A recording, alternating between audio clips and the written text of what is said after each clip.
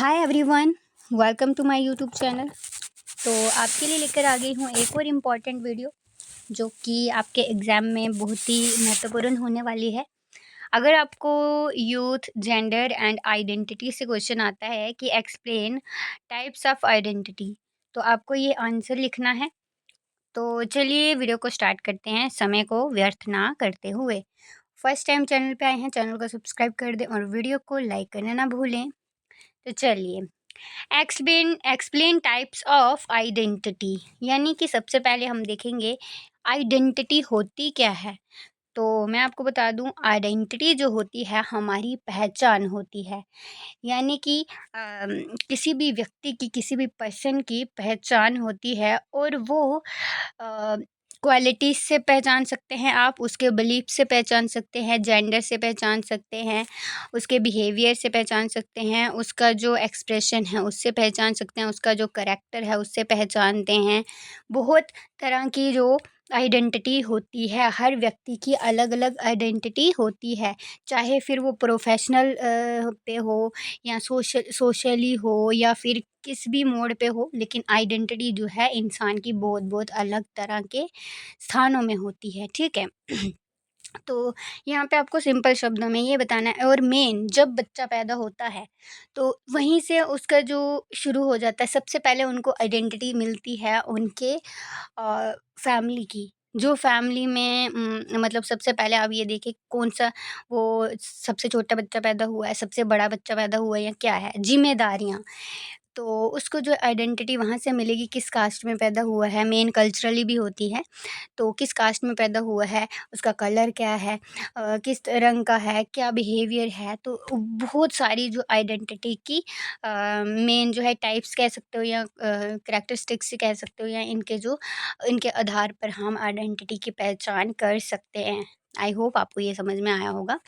अगर आपको ये भी पूछते हैं कि आइडेंटिटी एक्सप्लेन कीजिए तो आप ये लिख पाएंगे।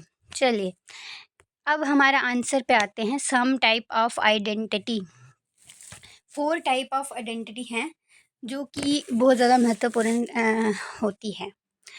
तो सबसे पहले अब आइडेंटिटी डिफ्यूज़न, बहुत इंपॉर्टेंट क्वेश्चन है। अगर आपको सम टाइप ऑफ आइडेंटिटी या 4 टाइप्स ऑफ आइडेंटिटी बोलते हैं करने को, या फिर जेम्स मार्शिया ने दी है, अगर ये भी आपको आता है तो आपको तब भी ये आंसर लिखना है, ठीक है। आइडेंटिटी डिफ्यूजन यानी कि पहचान का प्रसार। आइडेंटिटी डिफ्यूजन का मतलब होता है पहचान का प्रसार। तो identity diffusion is a state of not developing, एक ऐसी स्टेज है हमारी जो डेवलप नहीं हो रही है। Possessing distinct identity often, this is a result of a young, sorry यहाँ पे मिस्टेक हुई है लिखने में, तो यंग पर्सन नॉट येट, यहाँ पे आपको जी लगा देना, ठीक है। Person not yet developing FIRM में, ठीक है, फिल्म आइडेंटिटी, और their identity has come to a state of crisis and they haven't committed to a resolution yet. यानी कि जैसे एक बंदा है, उसकी जो पहचान छुपी हुई है और वो उस पे उसको आगे बढ़ाने के लिए कोई काम भी नहीं कर रहा, एकदम आलसी है, उस चीज़ को आगे नहीं बढ़ा रहा, उसके ऊपर अगर अत्याचार भी हो रहे हैं या कुछ भी हो रहा है, क्राइसिस हो रहे हैं या कुछ भी हो रहा है, वो अपनी आइडेंटिटी को सामने नहीं ला पा रहा, चाहे कितने कैसे भी रीज़न हो। अगर वो उस आइडेंटिटी को सामने ना लाने के लिए कुछ भी नहीं कर रहा है, तो उसको कह दें आइडेंटिटी डिफ्यूजन। जो कि खुद का कोई फ़ैसला अच्छे से नहीं ले पा रहा है, खुद के लिए कोई भी फ़ैसला नहीं ले रहा, तो उसको कहते हैं आइडेंटिटी डिफ्यूजन। सेकंड पॉइंट पे हमारी आइडेंटिटी फोर्स क्लॉजर, पहचान जो कि फौजीदार पहचान होती है, ठीक है।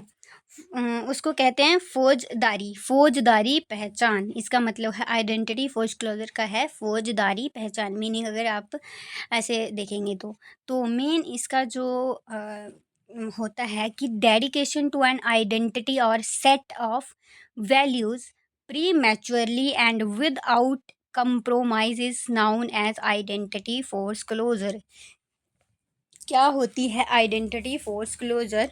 अगर वो प्री मैच्योरली बिना समझे, बिना अपना व्यू देखे, बिना अच्छे से किसी भी चीज़ को बारे में जाने, सर्च किए, बिना किसी के मतलब अगर किसी के बहकावे में आकर अगर वो मान लेता है उस चीज़ को, तो और कोई कंप्रोमाइज़ नहीं कर रहा है, मतलब कुछ भी अपनी ही राय दे रहा है, अपनी मतलब उसको उस चीज़ का पता भी नहीं है, लेकिन तब भी वो उसको मान लेता है, तो उसको आइडेंटिटी फोरक्लोजर कहते हैं। इसके अंदर जो है, जो भी उसके फ्रेंड्स, उसके जो मतलब माँ-बाप है या फिर कोच हैं, जैसे पेरेंट्स हो गए, कोचेज़ हो गए, सिबलिंग यानी कि ब्रदर, भाई-बहन होते हैं, instructors have place on them without considerating others role और vision for themselves they might prefer. तो वो उन चीज़ों को पसंद कर देता है जो लोगों के कहने पे, मतलब खुद का कोई पॉइंट ऑफ व्यू नहीं है, उसका कोई खुद की वैल्यू नहीं है, वो दूसरों के बहकावे में आकर या कुछ भी मतलब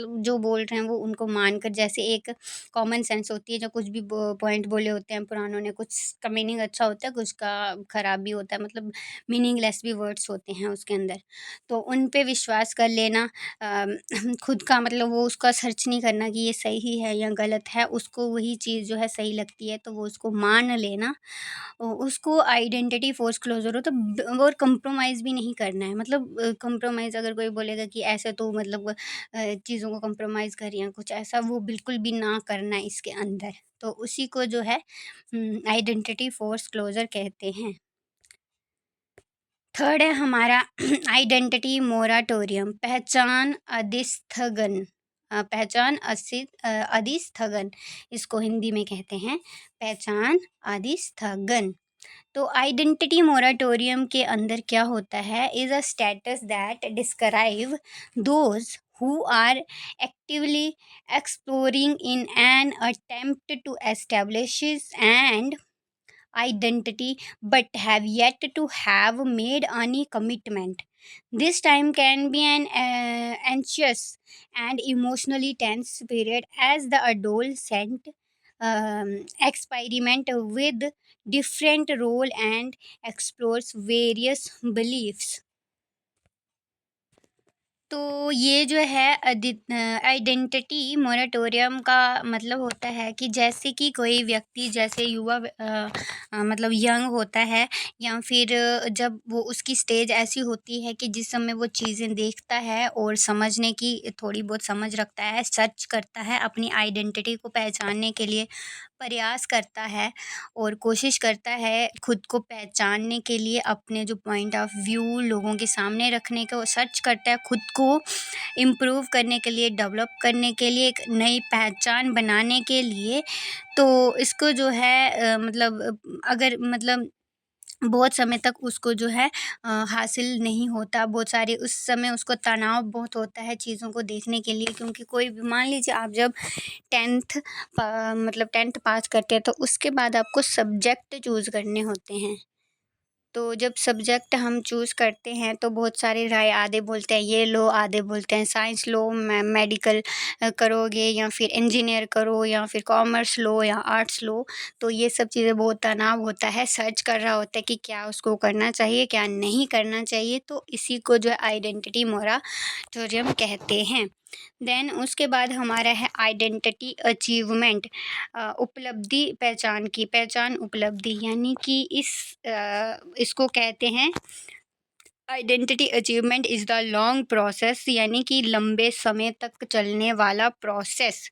और अगर अच्छी तरह से आपको सही बंदे मिले हों, अच्छा एनवायरनमेंट मतलब मिला हो, आपको अच्छी फैमिली मिली हो, अच्छा आगे जो स्कूलिंग है, कॉलेजिंग है या जो भी है, तो अच्छे से मिला हो, तो एक अच्छी तरह से एक मतलब सही आइडेंटिटी बना सकते हैं आप। एक अच्छी सक्सेसफुल लाइफ, या फिर जॉब करोगे या फिर कोई भी चीज़ जो है, एक डिग्री हासिल करते हो, उसको जो है आइडेंटिटी अचीवमेंट कहते हैं। जैसे कि कुछ हासिल करना ज़िंदगी में, जो भी आपके सपने हैं उसको पूरा कर लेना, सही तरीके से उस चीज़ को मतलब आप सामने लाना, अपनी आइडेंटिटी को जो है सबके सामने इम्प्रूव करके डेवलप करके सामने लाना, उसी को आइडेंटिटी अचीवमेंट कहते हैं। तो आई होप ये आपको समझ में आ चुका होगा।